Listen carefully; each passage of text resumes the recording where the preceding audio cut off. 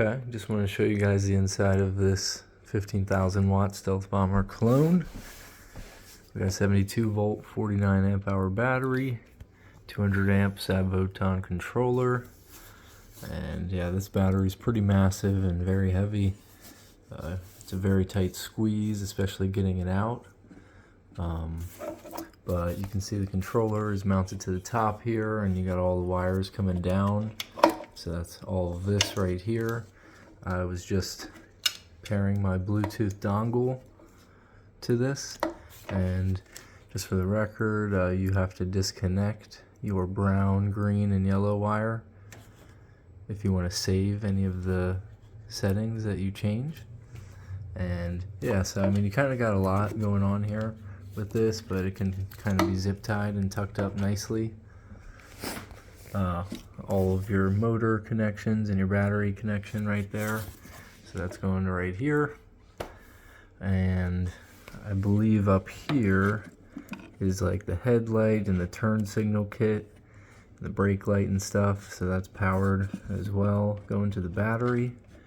So that's two separate channels here, and I guess that's what we got, a controller over there maybe for all of that. Not too sure though, couldn't say, but I know the connections were there for the brakes and the headlights.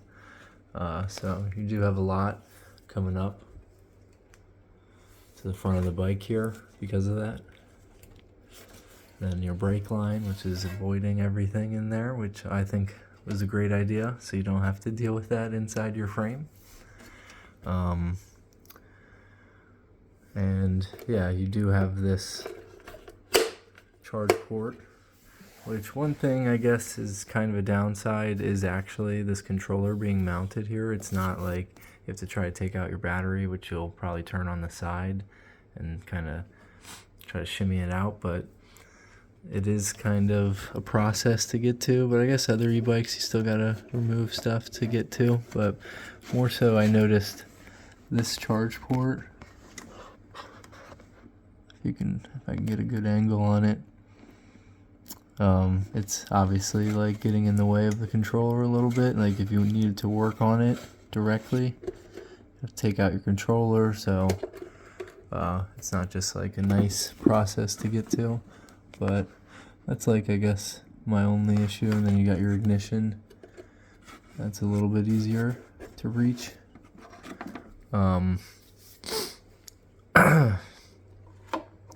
So I do wonder if you can kind of hook up like a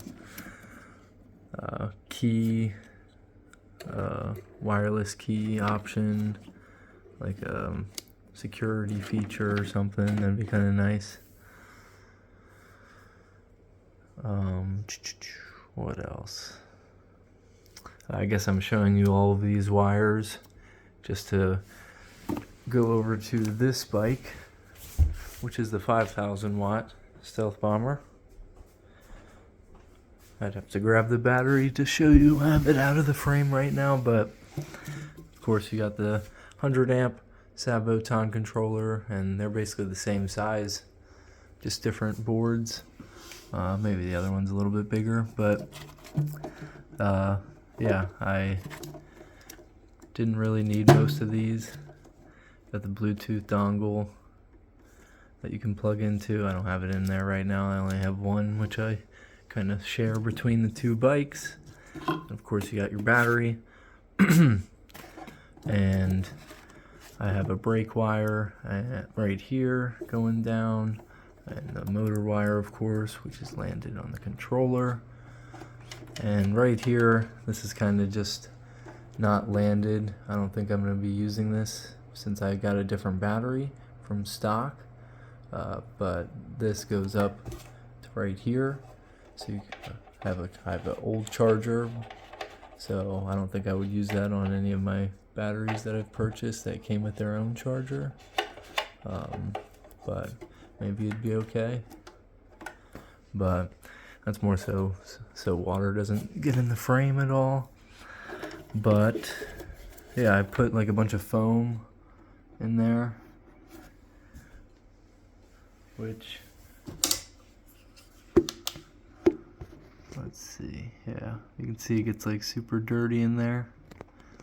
But that EVA foam, fire resistant, heat resistant,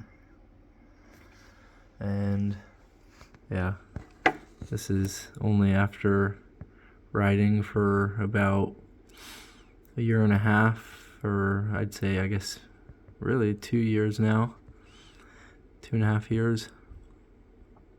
That's like obviously a good amount of rust. Water gets down there. I mean, I'm not going to dry that part of my frame inside each time I ride, so I guess that's a little bit of a design flaw. But I mean, it's still fine for me. It's got that mount right there for the seat, some little zip tie points for your motor wire. I guess one thing about this motor wire, because I guess they want you to run it up top, you probably could run it underneath and get there still, which I might end up doing. You can't really put like a super big battery, which, let me pause this. Alright, so for my old battery that it came with, which it was a KIU bike on AliExpress. Now when it came in, it's obviously just like a big rectangle. You try to put this in, I mean, obviously you're going to go down first and then go up. But the big thing that I had is that this motor wire wasn't even that long. And this battery was like just basically getting like an awkward angle at this. And it wasn't really fitting. It was just making that stand straight up. So I didn't like that, which made me order a new battery from AliExpress, and I had a supplier just literally make a custom size and let me put this in the frame. So my issue was now, which is not really an issue or anything, but more so I have so much more space, so I was hoping to fit the biggest battery possible, and I'd say I could have gone at least a little bit bigger,